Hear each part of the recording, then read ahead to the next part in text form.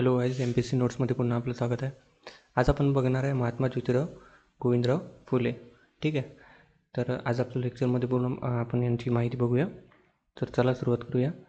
सर्वप्रथम आधुनिक महाराष्ट्रातील आद्य समाजसुधारक म्हणून त्यांची ओळख आहे. ठीक आहे. महाराष्ट्रातील आद्य समाजसुधारक. त्यानंतर मूळ त्यांचं गाव कडगुण, तालुका खटाव, जिल्हा सातारा. ठीक आहे. जन्म आहे 11 एप्रिल 1827चा. त्यानंतर त्यांचे आडनाव गोरे होते, पण फुलांच्या व्यवसायावरून त्यांना लोक फुले असे संबोधित होते. त्यानंतर 1840मध्ये बघा 13 वर्षाचे असताना सावित्रीबाईशी विवाह. ठीक आहे. धनकवडी येथील खंडोजी नैवशे झगडे पाटील यांची कन्या. ठीक आहे. त्यावेळी सावित्रीबाईचे वट 8 वर्षाचे होते आणि त्यांचा जन्म 3 जानेवारी 1831 रोजी होता. त्यानंतर बघा 1841 ते 47 शिक्षण स्कॉटिश मिशन स्कूलमधून. त्यानंतर 3 ऑगस्ट 1848मध्ये बुधवार पेठेतील भिडेवाड्यातील मुलींची पहिली शाळा. बघा 1848मधील भिडेवाड्यातील मुलींची पहिली शाळा. त्यानंतर आहे 1849मधील अस्पृश्यांच्या शिक्षणावरील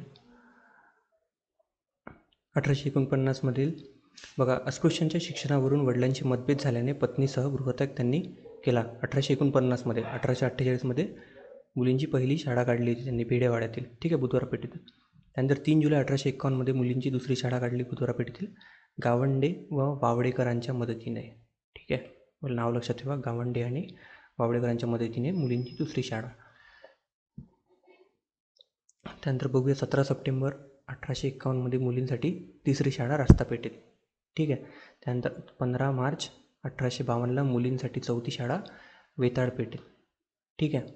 नंतर 1852मध्ये शिक्षण क्षेत्रातील कामगिरीबद्दल विश्रामबाग वाड्यात मेजर कॅरी यांच्या हस्ते पुरस्कार, महाविद्यालयाचे डेक्कन कॉलेजचे तत्कालीन प्राचार्य. ठीक आहे. विश्रामबागेत मेजर कॅरी यांच्या हस्ते सत्कार पुरस्कार झाला होता त्यांचा, हे लक्षात ठेवण्यासाठी भाव आहे. त्यानंतर बघा 1852ला पुणे लायब्ररीची स्थापना त्यांनी केली होती. त्यानंतर 10 सप्टेंबर 1853ला महार मांग इत्यादी लोकांस विद्या शिकवणारी मंडळी ही संस्था स्थापन केली होती. ठीक आहे. महार मांग इत्यादी लोकांस विद्या शिकवणारी मंडळी कधी स्थापन केली होती? 1853मध्ये. त्यानंतर 1855मध्ये प्रौढांसाठी रात्रशाळेची स्थापना त्यांनी केली होती 1855मध्ये. त्यानंतर बघूया 1856मध्ये सनातनी ब्राह्मणांनी त्यांना ठार मारण्याचा प्रयत्न केला. आता इथे रोडे व कुंभार आहे. ठीक आहे. शोंडे झालं ते रोडे व कुंभार या मारेकऱ्यांना ज्योतिरावांपुढे शरणागती पत्कारली. हे त्यांना मारण्यासाठी आले होते, परंतु ज्योतिबांनी त्यांचे मन परिवर्तित केले आणि त्यांनी त्यांच्यापुढे शरणागती पत्कारली. त्यानंतर आहे 1863ला बालहत्या प्रतिबंध गृह सुरू यशवंत नावाचा मुलगा दत्तक घेतला होता. ठीक आहे. त्यानंतर ह्या दोन्ही घटना एकाच दिवशी 1863. बालहत्या प्रतिबंध एकाच वर्षीचे आहे. बालहत्या प्रतिबंध गृह 1863. त्यानंतर यशवंत नावाचा मुलगासुद्धा त्यांनी त्याच वर्षी घेतला. आता 1864ला पुण्यात गोखले बागेत शेणवी जातीत पहिला पुनर्विवाह. बघा हा प्रश्न आलेला आहे की कुठल्या जातीचा पहिला पुनर्विवाह महात्मा ज्योतिबा फुले यांनी करून घेतला होता? तर शेणवी जातीतला. त्यानंतर पुण्यातल्या गोखले बागेत हे सुद्धा लक्षात ठेवणार आहे 1864ला. त्यानंतर 1865ला नाव्याचा एक दिवसाचा संप घडून आणला. तुकाराम तात्या पडवळ यांच्या जातीभेद विवेकसार पुस्तकांचे प्रकाशन त्यांच्या हस्ते झाले. तर 1865ला नाव्यांचा एक दिवसाचा संप त्यांनी घडवून आणला होता. तर केश देणे नवरा गेल्यानंतर जी प्रथा होती त्यांच्या विरुद्ध ह्या नाव्यांचा संप. यांनी नाव्यांना सांगितले की त्यांचे केस कापायचे नाही असं म्हणून त्यांनी तो संप घडवून आणला होता. 1868चा गरजा होत अस्पृश्यांसाठी खुला केला. 24 सप्टेंबर 1873ला सत्यशोधक समाजाची स्थापना. सत्यशोधक समाजाचे ब्रीदवाक्य होतं सर्वसाक्षी जगतपती त्याला नको मध्यस्थी.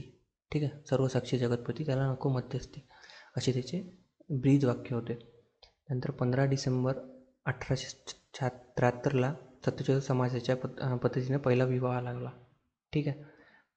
25 डिसेंबर 1873. बघा 24 सप्टेंबर 1873ला सत्यशोधक समाजाची स्थापना झाली होती आणि 25 डिसेंबरमध्ये पहिला सत्यशोधक समाजाच्या पद्धतीने पहिला विवाह लावला. त्यानंतर सप्टेंबर 75ला पुण्यात दयानंद सरस्वतीच्या मिरवणुकीत सहभाग त्यांनी घेतला होता. त्यानंतर आहे 1876 ते 1882ला पुणे नगरपालिकेचे सभासद ते होते. त्यानंतर व्हिक्टोरिया अनाथ आश्रमाची स्थापना, ठीक आहे, त्यांनी केली होती. त्यानंतर 1877ला धनकोडी इथे दुष्काळ पीडितांसाठी कॅम्प ज्योतिबांच्या प्रेरणेने दीनबंधू साप्ताहिक सुरू झाले होते. त्यानंतर संपादक होते कृष्णराव भालेकर, ठीक आहे. त्यानंतर 1879मध्ये रायगडावरील शिवाजी महाराजांच्या समाधीचा जीर्णोद्धार केला. हे पॉईंट लक्षात ठेवण्याजोगतं आहे. 1879ला समाधीचा जीर्णोद्धार केला शिवाजी महाराजांच्या रायगडावरील. त्यानंतर आहे 1880ला महात्मा फुले यांच्या प्रेरणेने नारायण लोखंडे यांनी भारतातील पहिली कामगार संघटना स्थापन केली. संघटना ते आहे कामगार संघटना मिल अँड असोसिएशन, ठीक आहे. मिल अँड असोसिएशनची स्थापना मुंबई नरे व लोखंडे यांच्या सहकार्याने. त्यानंतर बघूया 1882ला हंटर आयोगापुढे साक्ष दिली होती. टिळक व आगरकरांची तुरुंगातून सुटका झाल्यावर मुंबईत त्यांचा सत्कार केला होता. आता हंटर आयोगापुढे कोणी रमाबाई पंडिता रमाबाई आणि महात्मा ज्योतिबा फुले यांनी आयोगापुढे साक्ष दिली होती. त्यानंतर 11 जून 1885ला मराठी ग्रंथक सभेत पत्र लिहून साहित्य संमेलनास उपस्थित राहण्यास नकार कळवला होता, ठीक आहे. त्यानंतर 13 जून 1885ला सत्सार 1चे प्रकाशन केले. त्यानंतर 2 मार्च 1888ला ड्यूक ऑफ कॉन्टिनेंट सत्कार सभेला शेतकऱ्यांच्या विषयात ते गेले होते, बरोबर आहे. शेतकऱ्यांच्या विषयात गेले होते, 1888ची गोष्ट आहे. आणि त्यानंतर आहे 11 मे 1888ला मुंबई येथे वयाची 60 वर्षे पूर्ण रावसाहेब वडेदार यांच्यातर्फे महात्मा ही पदवी त्यांनी कनिष्ठ जमातींसाठी अव्याहतपणे कार्य केले म्हणून देण्यात आली. तेव्हापासून ते महात्मा म्हणून ओळखले जाऊ लागले. कधीपासून? 11 मे 1888 मुंबईपासून, ठीक आहे. नंतर 28 नोव्हेंबर 1890मध्ये त्यांचा मृत्यू झाला. त्यानंतर बघूया 1927 साली महात्मा फुलेंचे मराठीतील पहिले विस्तृत चरित्र पंढरीनाथ पाटील, ठीक आहे. पहिले विस्तृत चारित्र्य कोणी लिहिले तर पंढरीनाथ पाटील. त्यानंतर आहे उदरनिर्वाहासाठी कंत्राटदार हा व्यवसाय, कॉन्ट्रॅक्टर होते ते, बरोबर आहे. त्यानंतर युक्ती व कृतीत एकवाक्यता असणारा जहाल समाजसुधारक म्हणून त्याची प्रचिती आहे. त्यानंतर आहे पुस्तके आणि ग्रंथसंपदा पाहूया. अस्पृश्यांची कैफियत पहिलं. त्यानंतर नाटक आहे तृतीय रत्न 1855चं, त्यात स्थितीचे वर्णन आहे, शूद्रांच्या स्थितीचे वर्णन आहे. त्यानंतर छत्रपती शिवाजीराजे भोसले यांचा पोवाडा लिहिला आहे 1869मध्ये. त्यानंतर ब्राह्मणांचे कसब 1869मध्ये. अखंड आदी काव्यरचना 1869मध्ये. हे तिन्ही ग्रंथ 69मध्ये आहे, ठीक आहे. त्यानंतर गुलामगिरी हा 1873ला हा ग्रंथ अमेरिकेतील निग्रोंची मुक्ती करणाऱ्या लोकांना अर्पण केला. तर गुलामगिरी 1873 आणि सत्यशोधक समाजसुद्धा 1873ला त्याची स्थापना, एक गोष्ट लक्षात ठेवा. त्यानंतर शेतकऱ्यांचा आसूड 18 जुलै 1883ला. त्यानंतर सत्सार दी इसेन्स ऑफ ट्रूथ हा अंक पहिला 1885ला इशारा सत्सार द इसेन्स ऑफ सार्वजनिक सत्यधर्म हा ग्रंथ त्यांच्या मृत्यूनंतर प्रकाशित झाला असं म्हणतात, ठीक आहे. त्यानंतर विश्व कुटुंबवादाचा जाहीरनामा या ग्रंथास असं सुद्धा म्हणतात. तर इशारा हा 1885चा, सत्सार अंक 2 जो आहे तो 1885चा.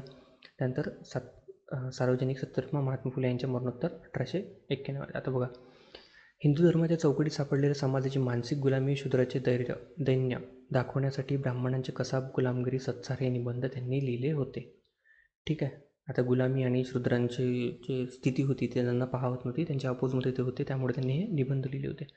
ब्राह्मणांचे कसब, गुलामगिरी आणि सत्सार. आता बघा, यात पुराणातील कथांची ऐतिहासिक दृष्टिकोन मीमांसा केली. महात्मा फुलेंच्या मते वेद हे अपुरुष नाहीत, ठीक आहे. हे वाक्य कामाचं आहे. महात्मा फुलेंच्या मते वेद हे अपुरुष नाही हे कोणाचं मत आहे तर महात्मा फुले. वेदांकडे परत चला ह्या विचारांना त्यांचा विश्वास नव्हता. बघा, आता वेदांकडे परत चला या विचारांवर त्यांचा विश्वास नव्हता म्हणता येते, पण वेद हे अपुरुष नाही हे त्यांचं विचार होते. त्यानंतर तरीही त्यांनी दयानंद सरस्वतीच्या पुणे येथील मिरवणुकीत संरक्षण देण्याचे मान्य केले होते. आता हा सुद्धा पॉईंट लक्षात ठेवण्याजोगता आहे. दयानंद सरस्वतीच्या पुणे येथील मिरवणुकीत संरक्षण देण्याचे कोणी मान्य केले होते तर महात्मा फुले यांनी.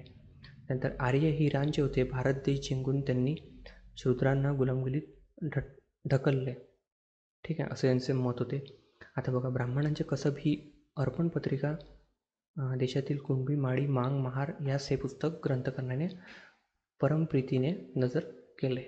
त्यानंतर बघूया गुलामगिरी अर्पण केले कोणाला? गुलामांना दासत्वातून मुक्त करण्याच्या कामास औदार्य, निरपेक्षता व परोपकारी बुद्धी दाखवणाऱ्या युनायटेड स्टेट्समधील सदाचारी लोकांना. बघा त्यानंतर शेतकऱ्यांचा आसूड हे शूद्र शेतकऱ्यांच्या बचावाकरिता. बघा गुलाममध्ये सर्व गुलाम आले, शेतकऱ्यांमध्ये शेतकरी आले, त्यांची ते हीन परिस्थिती आली किंवा मग त्यांना म्हणू शकतो आपण दैनंदिन परिस्थिती, आणि ती कशी शेतकऱ्यांच्या बचावाकरिता त्यांना कसं वाचवावं, शूद्र होते त्यात शेतकऱ्यांच्या आसूडमध्ये. बहुजन समाजातील श्रमिक अग्नीचे चित्रण त्यात केले आहे. ठीक आहे. आता बघा साम्राज्यवादी धोरणाबाई भारतीय ग्रामोद्योग व कुटीर उद्योग कसे बंद पडले गेले व ग्रामीण उद्योग व शेती यात आधुनिक तंत्रज्ञान वापरावे हे उपायही सुचवला होता. आता बघा इशारा पुस्तिका ज्योतिबा फुले यांनी न्यायमूर्ती रानडे यांच्या 30 वर्षापेक्षा हल्ली शेतकऱ्यांची स्थिती चांगली आहे या मताचे खंडन करण्यासाठी केले होते. ठीक आहे. हे कुठलं होते तर ते इशारा, ज्या 30 वर्षापेक्षा हल्ली शेतकऱ्यांची स्थिती चांगली आहे असं ज्यांचं मत होतं ते मत मोडून मांडण्यासाठी त्यांनी हे इशारा पुस्तक लिहिलं होतं. त्यानंतर आहे सार्वजनिक सत्यधर्म. बघूया 1891 यात विश्वकुटुंबवादाची सुसंगत मांडणी केली होती. तसेच स्वातंत्र्य, समता, बंधुता या मूलभूत मानवी मूल्यांच्या आधारावर समाजरचना कशी असावी सांगितले होते. बघा स्वातंत्र्य, समता आणि बंधुता हे मूलभूत नावाचे मूल्यांच्या आधारावर समाजरचना कशी होईल तेव्हा सांगितले होते त्यांनी. 1891ची गोष्ट आहे. ठीक आहे. त्यानंतर आहे बघा अमेरिकन व फ्रेंच राज्यकारणाची तत्त्व भारतीय समाजरचनेच्या संदर्भात त्यांनी तेव्हा मांडली होती. त्यानंतर आहे इंग्रजांचे राज्य गेले तर पुन्हा पेशवाई येईल या विचारातून 1857चे स्वतंत्र युद्ध फसले याचा त्यांना आनंद झाला होता. त्यानंतर बघा विधवांच्या केशवपणाला आळा घालण्यासाठी तळेगाव ढेमडरे यांनी न्हाव्यांचा संप. बघा हा पॉईंट पुन्हा आला आहे. न्हाव्यांचा संप त्यांनी केला होता विधवांच्या केशवपणाला आळा घालण्यासाठी. ठीक आहे. तर त्याचे सहभागी नारायण मेघाजी लोखंडे आणि प्रेरणा सावित्रीबाई होती. तर छत्रपती शिवाजी महाराजांच्या पोवाड्यात स्वतःला कुळवाडी भूषण ही उपाधी त्यांनी दिली होती. ठीक आहे. स्वतःला कोणती कशी उपाधी लावली होती तर कुळवाडी भूषण ही उपाधी छत्रपती शिवाजी महाराजांच्या पोवाड्यात त्यांनी लावली होती. नंतर रायगड येथील शिवाजी महाराजांच्या समाधीची व्यवस्था राखावी असे सरकारला निवेदन दिले होते. तर सत्यशोधक समाजाच्या पद्धतीने पहिला विवाह 25 डिसेंबर 1873 सीताराम अल्हाट व राधाबाई निमकर यांचा होता. ठीक आहे. शेणवी जातीचे होते ते आपण बघितलं. पण सत्यशोधक समाजाच्या पद्धतीने जो आहे तो 25 डिसेंबर 1873. शेणवी जातीचं कोण होतं किंवा त्यांचा विवाह त्याचं कसं होतं तर ते वेगळं बघूया आपण. हे बघा कुठं केलं ते 1864ला पुण्यात गोखले बागेत शेणवी जातीत पहिला पुनर्विवाह त्यांनी लावला होता. पण सत्यशोधक समाजाच्या पद्धतीने 1873ला. ठीक आहे. हे दोन्ही वेगळ्या भाग आहे. सीताराम अल्हाट व राधाबाई निमकर यांचा. आता बघूया शेतकऱ्यांच्या प्रश्नासाठी लढणारे महाराष्ट्रातील पहिले समाजसुधारक ते होते. बरोबर आहे. शेतकऱ्यांच्या आणि शूद्र जातींसाठी लढणारे किंवा अस्पृश्यांसाठी लढणारे म्हणणार. त्यानंतर खटफोडीचे बंड पुणे व नगर जिल्ह्यात झाले ज्याला ज्योतिबांचा पाठिंबा होता. ठीक आहे. मग सावकारशाही विरुद्ध लढा देण्यासाठी झालेले हे शेतकऱ्यांचे बंड होते. जुन्नर तालुक्यात शेतकऱ्यांचा पहिला असहकार म्हणजे कर न देणे हे अडवला होता. आता ज्योतिबांचे टीकाकार विष्णुशास्त्री चिपळूणकर होते. त्यांना महात्मा फुले शूद्र जगद्गुरू व शूद्र धर्मसंस्थापक अशा पदव्या दिल्या होत्या. कोणी तर विष्णुशास्त्री चिपळूणकरने. ठीक आहे. शूद्र धर्मसंस्थापक बघा आणि शूद्र जगद्गुरू आणि कोणी दिलं होतं हे तर विष्णुशास्त्री चिपळूणकर जे ज्योतिबांचे टीकाकार होते. त्यानंतर संस्कृत भाषेतील ग्रंथ निर्मितीसाठी सरकारतर्फे मिळणाऱ्या दक्षिणा प्राईज कमिटीचा पुरस्कार मराठी साहित्याला मिळवण्यासाठी त्यांनी पुढाकार घेतला होता. त्यानंतर बघा ज्योतिबांच्या प्रेरणेने महाराष्ट्रातील 3 चळवळी सुरू झाल्या होत्या. तर 3 चळवळी बघूया.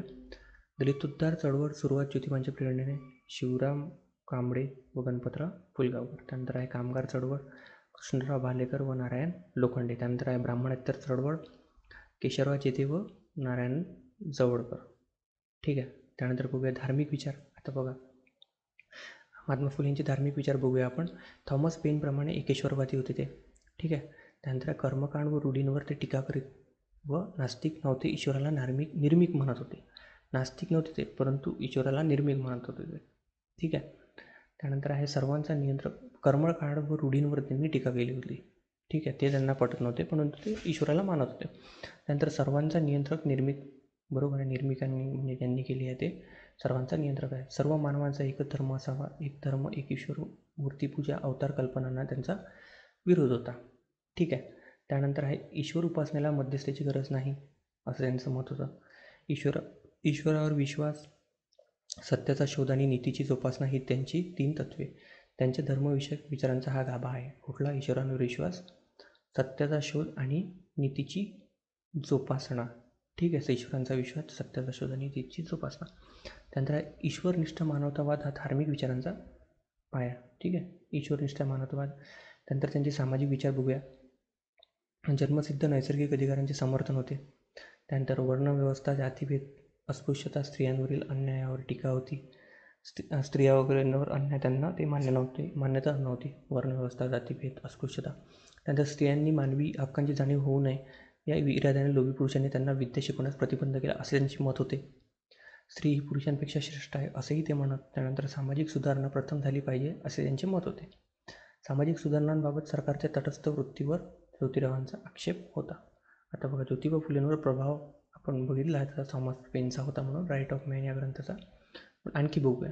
अश्वघोषचे वज्रसूची उपनिषद यात जातीभेद खोटा आहे हे तत्व. नंतर कबीराच्या बीजग्रंथातील विप्रमती या प्रकरणाचा प्रभाव, स्वतः उल्लेख एका ठिकाणी कबीर साधूच्या पंथांचा असा केला होता.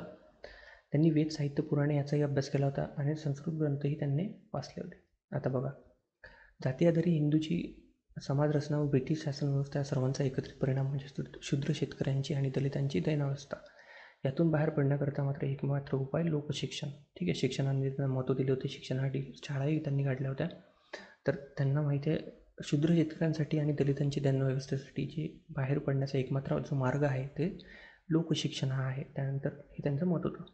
त्यानंतर बघा, ज्योतिबांच्या कार्यातील सहकारी सदाशिव बल्लाळ गावंडे, सखाराम यशवंत परांजपे, त्यानंतर मोरोपंत विठ्ठल वावडेकर, डॉक्टर विश्राम रामजी घोले, तुकाराम तात्या पडवळ, स्वामी रामय्या व्यंकय्या अय्यावारू, व्यंको बाळाजी कालेजेवार, जाई कराडी लिंगू, नामे लोखंडे, कृष्णाजी भालेकर, ताराबाई शिंदे, बाबा पद्मनजी इत्यादी हे काय होते, त्यांचे सहकारी होते. ठीक आहे, सदाशिव म्हणजे ज्योतिबांच्या कार्यातील जेवढे ते सहकारी होते. ताराबाई शिंदे, बाबा पद्मनजी वगैरे, कृष्णराव भालेकर, त्यानंतर नारायण लोखंडे हे काम. त्यानंतर महाराष्ट्र मार्टिन लुथर किंग.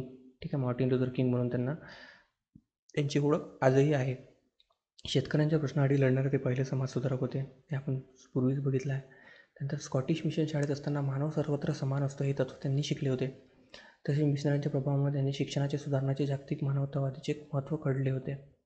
त्यानंतर बघूया, एक बघा, पुण्याच्या ह्याच स्कॉटिश मिशनमध्ये हायस्कूलचे एक ब्राह्मण मित्र सदाशिव बल्लाळ गोवंडे. ठीक आहे, सदाशिव बल्लाळ गोवंडे जे आहे ते त्यांना भेटले होते. ते आयुष्यभर त्यांचे मित्र म्हणून राहिले होते. आता बघा, ज्योतिबांना लहुजी बुवा मांग, ठीक आहे, त्यांच्याकडून नेमबाजी, मल्लविद्या, दांडपट्टा, तलवार व बंदूक चालवण्याचे प्रशिक्षण त्यांनी घेतले होते. लहुजी, ज्या माहिती आहे आपल्याला, लहुजी बुवा मांग म्हणून, हे म्हणजे चांगलेच नामवंत आहे. त्यांचा लहुजींचा त्यांचा अभिमान होता. आता त्यांच्या जे काय म्हणते त्याला प्रशिक्षण त्यांनी जे आहे म्हणजे चांगले समाजसुधारकांना त्यांनी प्रशिक्षण दिले आहे लहुजी बुवा मांग यांनी. त्यानंतर गुरुकन्याच्या 9व्या वर्षी विधवा होऊन मुंडन केले, तर ती हाल पाहून त्यांना फुल्यांचा आघात बसला होता. ठीक आहे, गुरूंची जी कन्या होती त्यांच्या 9व्या वर्षी जी विधवा झाली होती, त्यानंतर तिचे मुंडन केले होते.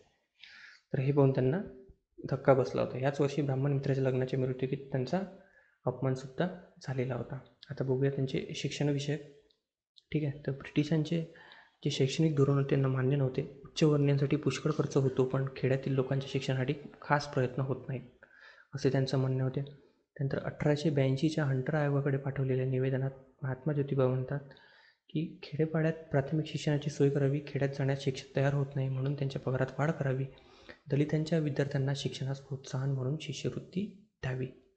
ठीक आहे, त्यानंतर हे शिक्षण असे असावे की तरुणांमध्ये स्वतःचा व्यवसाय करण्याचे सामर्थ्य निर्माण व्हावे. शिक्षकसुद्धा बहुजन समाजातील असावेत. बघा, महात्मा फुले यांच्या डोळ्यापुढील समाज हा शोषक व शोषितांच्या स्वरूपात होता. त्यांनी शेठजी, भटजी व लाटजी यांच्या विरुद्ध शोषित जातींविषयी इक्विटीवर भर दिला होता. नंतर वर्ग, जाती हे कृत्रिम भेद नष्ट करून समताधिष्ठित समाज निर्माण करणे, समताधिष्ठित समाज निर्माण करणे हे त्यांचे एकमात्र ध्येय होते. आता बघा, सयाजीराव गायकवाड यांनी हिंदुस्थानचे बुकर टी वॉशिंग्टन या शब्दात त्यांचा गौरव केला होता. ठीक आहे, बघा सयाजीराव गायकवाड यांनी त्यांना काय म्हटलं होतं, तर हिंदुस्थानचे बुकर टी वॉशिंग्टन. ठीक आहे, तर आज आपण आपलं लेक्चर इथंच संपवूया. आज आपण पूर्ण बघितलं महात्मा ज्योतिराव गोविंदराव फुले यांची संपूर्ण माहिती बघितली आहे. तरी काही राहिली असेल तर तुम्ही बघून घ्या, मला कमेंटमध्ये टाका. व्हिडिओ बघितल्याबद्दल धन्यवाद.